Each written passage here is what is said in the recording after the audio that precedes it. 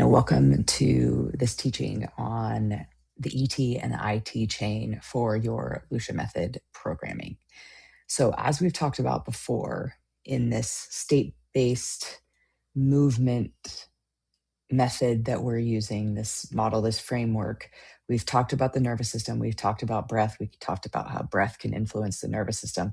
Now, we're going to add a layer to this, which is to acknowledge that the body is a system, that what is happening in our nervous system is happening to our body. What is happening to you when you're panicking in a workout or you're present and handling the pressure is going to affect your posture, and it will affect how you are moving your body, what muscles you are engaging, what muscles you may be overly using. And so this conversation is going to be brief, but it's a much bigger conversation. But again, we don't want to give you too much at the beginning here, and so there'll be more extensive things in the future for you to dive in if you want to know more about this.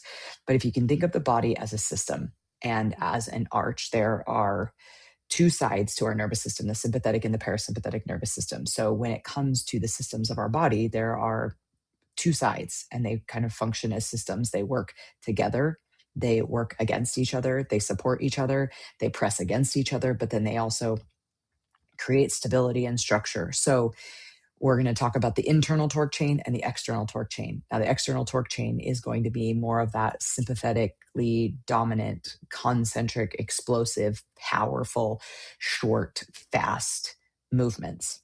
And then we have the internal torque chain, which is going to be more eccentric and isometric and longer holds, longer time under tension. So, feel like a little bit more endurance-y. This one will feel a little bit more explosive. So we need both of those. We can't just do endurance all the time, and we can't just be explosive all the time.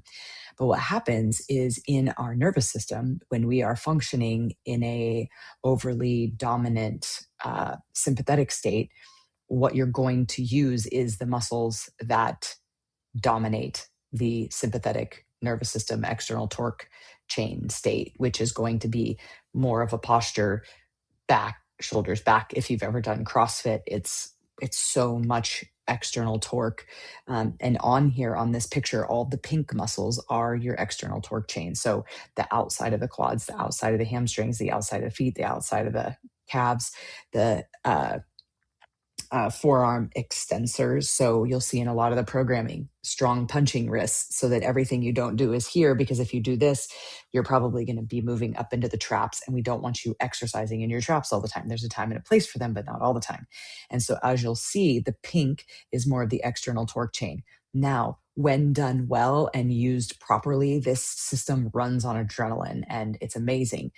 But if you are using your external torque chain to do an internal torque exercise, you are going to find that you are going to be extra stressed if you are mouth breathing the whole time that you're training.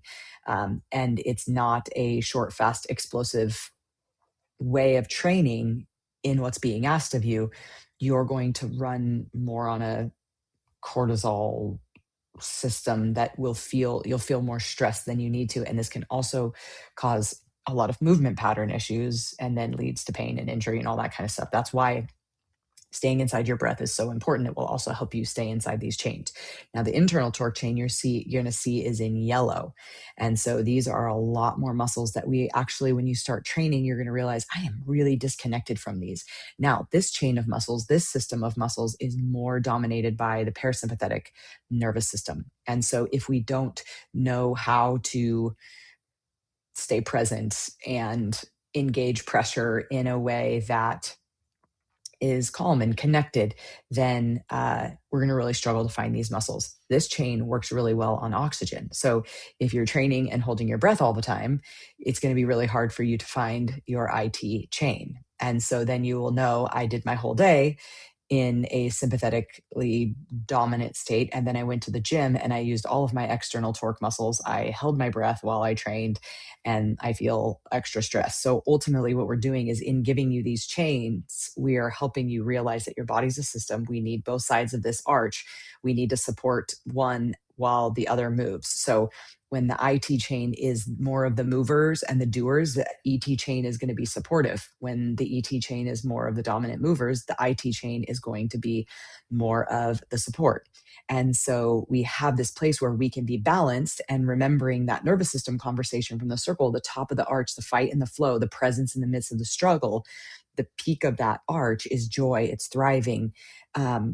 And it will make you feel more alive, but you're going to have to keep pressing against that and moving into that. And so getting that connectedness in that way is building both sides of the arch. So some of you who may really struggle to find intensity, you might really easily find your IT chain. You're not necessarily like connected to it, but you're like, oh, I find these muscles a little bit easier, but it's really hard for me to find this ET chain. And so that will be a really good practice of being expressive and using your exhale. The internal torque chain is going to work better from a nose, mouth type of way, where the external torque chain is going to be more just big exhales. So there's places where there's just like, we just want you to exhale. We just want you to exhale. That's going to be way more of an external torque chain activation. And so you're going to be using those muscles. So no chain is good. No chain is bad.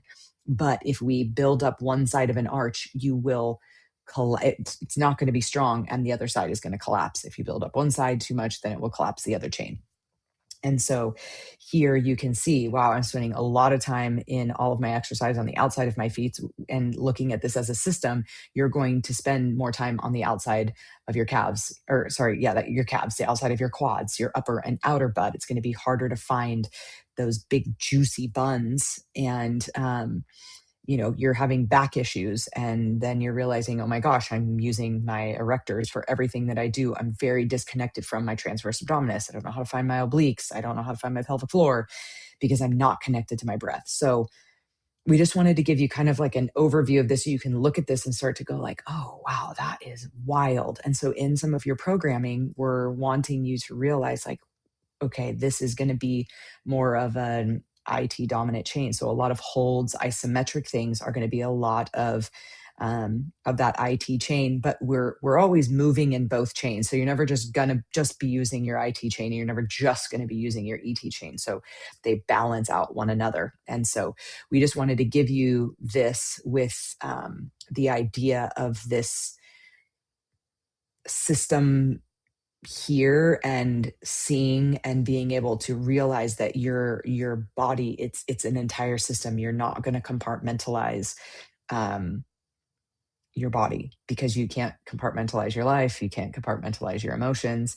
But what you may find is that you create more and more regulation the more that you balance both sides of these systems. You might also find you start working one more the other, and all of a sudden you're feeling a little bit more emotional, or you're feeling a little bit more like frustrated, and you're like starting to feel things, because your body is your body. Your emotions are part of your body. You are an entire being. So your body, breath, and your being are all fully connected and encapsulated in this. So when we say connect yourself before you wreck yourself, we really are talking about this movement, these movement patterns and these chains of muscles that are really important to find both, and realizing when we are overly living in one, it's probably life that we're also overly living in. And so the more you train, the more you learn, the more that this will feel comfortable. So it might feel a little bit foreign at first. It's okay. Be patient, be kind, be compassionate in the midst of this. But I will tell you, if you're struggling to find your IT chain and you're being a really big jerk to yourself, you're probably not going to find your IT chain. So the more that you find the balance of both of these, the more balanced and regulated of a woman you'll be, who can train hard, stay connected, stay out of pain, and get stronger, more confident, more connected, and ultimately more resilient.